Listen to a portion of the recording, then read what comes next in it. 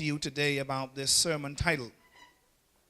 The word barren means not producing or incapable of producing offspring, unproductive, unfruitful. We can have a barren land. We can have a place where nothing grows. Some of us live in yards that are barren. No matter what you try to plant, it don't grow. Except bush. Anybody live in a place like that? Except bush is the only thing that grows. Weed is the only thing that grows. Just running wild. And so this particular text, the writer Isaiah begins this text in a way that we as human beings cannot understand.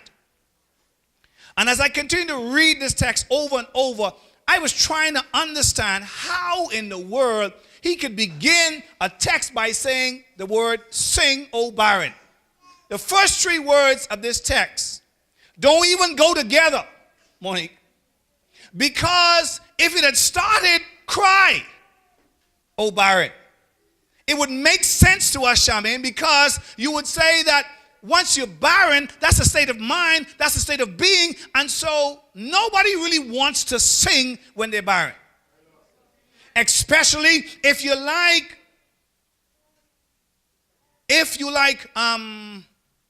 Elizabeth, or if you like Sarah. When you can see people around you, they are holding their promise.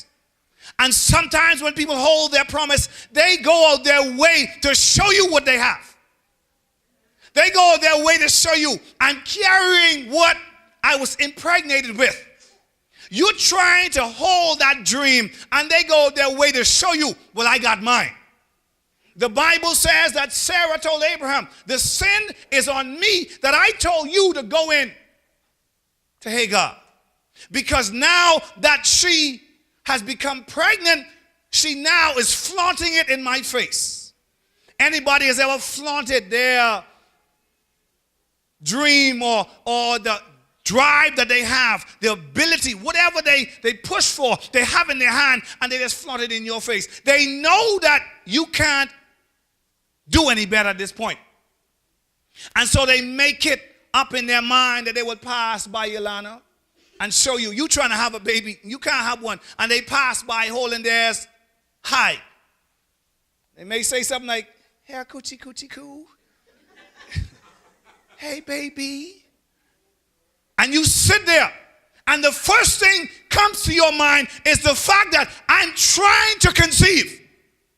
And I'm doing all I can to conceive. Anybody has ever been doing all they could to make ends meet? Do all they could to have that drive, and you find yourself, Claire, sometimes saying something like this, Lord, what happened to me? How am I talking today? Lord, what happened to me? I'm the only person in my family that seems to be going down when everybody seems to be going up. You don't want to go to any kind of family reunion or anything because all you can see is people going up. They call you to go to a school reunion, Claire, and you don't go. You go last because you're rubbing shoulders with doctors and lawyers, and you're looking around like, what happened to me? And so now I can understand for the life of me why the prophet would say we ought to sing in our barren state, because I don't feel like singing at all when I'm barren. In fact, if the truth be told, Sam, I want to be left alone. If we could talk truthfully about this. When we're barren, we want to be left alone. We don't want anybody down here to mess with us. We're in a state where we say something like, I'm not on that run today. Everybody wants to party because they have, Sandra, something to party for. But when you get in that barren state and you cannot produce, and you're seeing people whose dream is coming to pass, and don't let you be the one preacher that's prophesied to them. Oh, I'm talking today. You prophesy to them and you tell them God is about to elevate you. God is going to bring it to pass in your life. God's going to bring this dream to pass, and then you look around, you are the one who needs help. In fact, when you're in a state of abandonment, you're in a barren state, you feel abandoned. In fact, if the truth be told, lastly, when you're in the state of barrenness, you feel forsaken, neglected by people.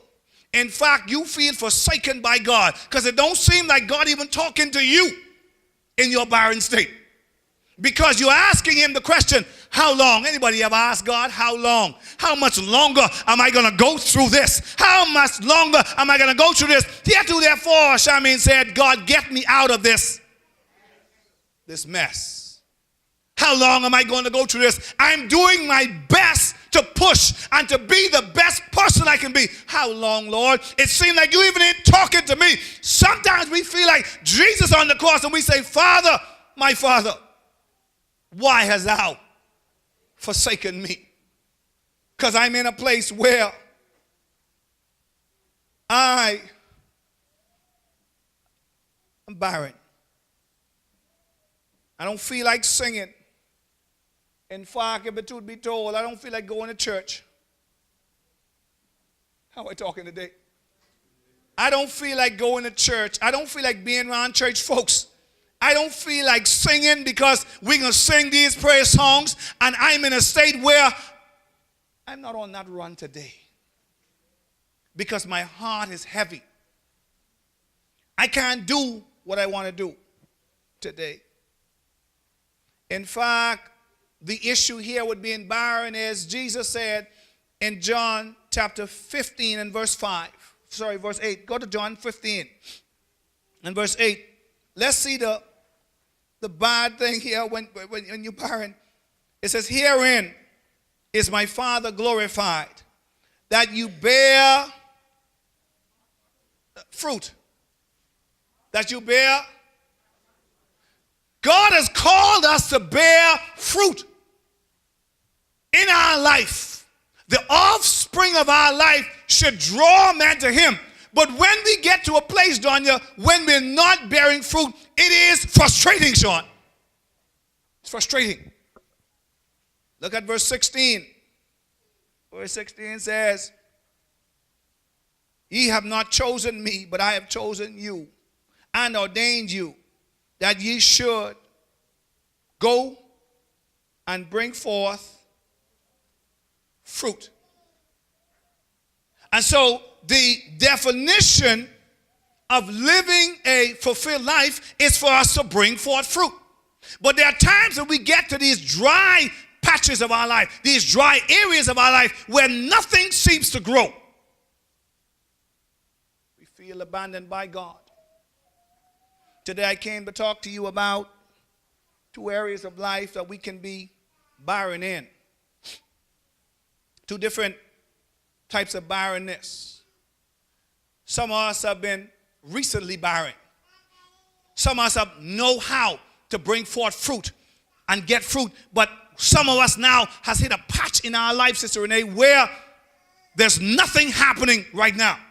We know about serving God and things was going good, but we get to a place right now where recently, Pastor, the minute I make up my mind to serve God, the minute I make up my mind to give it all I got, things just seem to change. Pastor, the minute I came, there's altar.